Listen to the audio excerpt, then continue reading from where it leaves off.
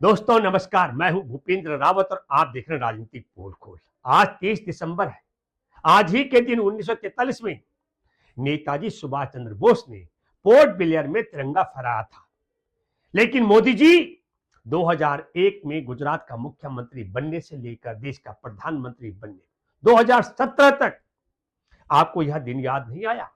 2018 में ठीक चुनाव से पहले पोर्ट ब्लेयर जाना हृदय परिवर्तन नहीं, बल्कि तिरंगे की वो ताकत है जिसने आपको घुटने टेकने पर मजबूर कर दिया। इतिहास गवाह है मोदी जी, जब 1929 में कांग्रेस ने रावी तट पर पूर्ण स्वराज का संकल्प लिया तो आपके संस्थापक आरएसएस के संस्थापक केबी हेगड़ेवार ने इसका विरोध किया।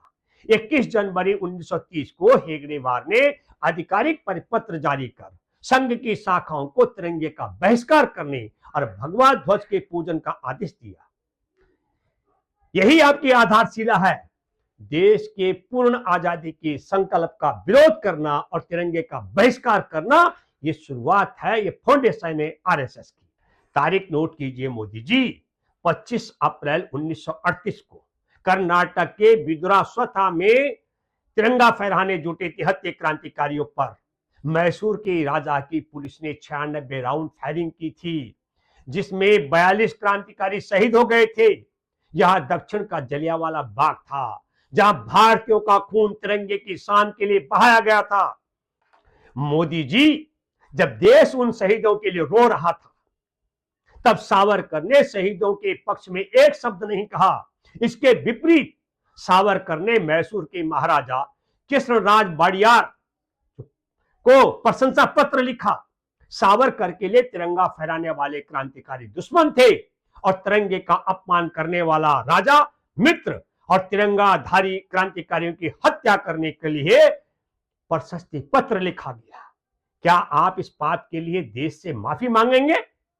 सावरकर ने मैसूर के राजा का समर्थन इसलिए किया क्योंकि वह मैसूर के राजा को हिंदू राज्य मानते थे। सावरकर ने मैसूर के राजा का इसलिए समर्थन किया क्योंकि सावरकर तिरंगाधारी देश की आजादी के दीवानों को दुश्मन मानते थे।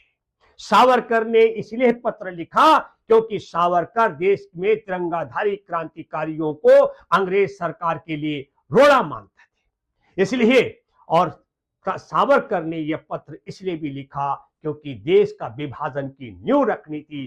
देश के विभाजन की पहली सांप्रदायिक रेखा सावरकर ने इसी प्रशस्ति पत्र के जरिए खींची थी। आज आप उसी विभाजनकारी सोच के वारिस बने बैठे हैं।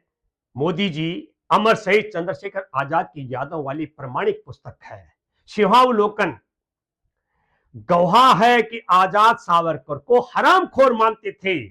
आजाद ने साफ कहा था कि जो अंग्रेजों से पेंशन ले और क्रांतिकारियों को भाड़े का हत्यारा कहे, वो कभी राष्ट्र का नायक नहीं हो सकता। मोदी जी, जब देश आजादी की जंग लड़ रहा था, तब सावरकर ने 1941 में भागलपुर अधिवेशन से आह्वान किया कि भारतीय अंग्रेजों की सेना में भर्ती हो और ब्रिटिश फौज को मजबूत करें। तो ब्रिटिश फौज की मजबूती से देश की आजादी को जंग को कमजोर करने का षड्यंत्र था। तो आजादी की जंग के समय अंग्रेजों की दलाली करना, क्या इसके लिए आप देश से माफी मांगेंगे? मोदी जी नेहरू जी का विरोध करते हो। नेहरू जी के 3 पीढ़ियां जेल में रही। नेहरू जी ने अपना घर और उस जमाने में लगभग 196 करोड़ रुपए की निजी संपत्ति राष्ट्र को समर्पित कर दी थी। त्याग की इस विरासत के सामने अंग्रेजों के पेंशन भोगी कहीं नहीं टिकते हैं मोदी जी। और आप बताएं देश को, क्या आपका कोई पूर्वज देश की आजादी की जंग में कभी जेलों में रहा? 100 साल का इतिहास है आरएसएस का, और 100 साल के इतिहास में आरएसएस के पास में देश की आजादी में भागीदारी के लिए 100 शब्द नहीं है। यह है आपकी विरासत, अंग्रेजों के पेंशन पर पलने वाले लोगों की विरासत। मोदी जी, 1942 में भारत छोड़ो आंदोलन, उस समय श्यामा प्रसाद मुखर्जी जो आपके नायक हैं, श्यामा प्रसाद मुखर्जी ने 1942 के भारत छोड़ो आंदोलन को कुचलने के लिए अंग्रेजों का साथ दिया। गोलवलकर और संघ ने बाबा साहेब के संविधान को विदेशी बताकर जलाया। नेहरू और अंबेडकर का पुतला फूका क्योंकि वह दलितों और महिलाओं के अधिकारों की बात करते थे। क्या इसके लिए आप माफी मांगेंगे? श्यामा प्रसाद मुखर्जी ने भारत छोड़ो आंदोलन को कुचला और वह आपका नायक है। क्या इसके लिए आप देश से माफी मांगेंगे? बाबा साहेब और नेहरू जी का पुतला फूकने वाले और संविधान का विरोध करने वाले आरएसएस के पापों के लिए क्या आप माफी मांगेंगे देश से?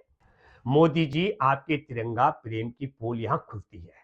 26 जनवरी 2001 को जब नागपुर में संघ मुख्यालय पर 3 युवाओं ने, बाबा मेंढे, रमेश कालंबे और दिलीप चटवाणी ने तिरंगा फहराया, तो आपके आरएसएस ने उन्हें जेल भिजवाया और उन पर मुकदमा चलवाया। आजाद भारत में तिरंगा फहराने वालों को जेल भेजने वाले आज देशभक्ति का प्रवचन दे रहे हैं।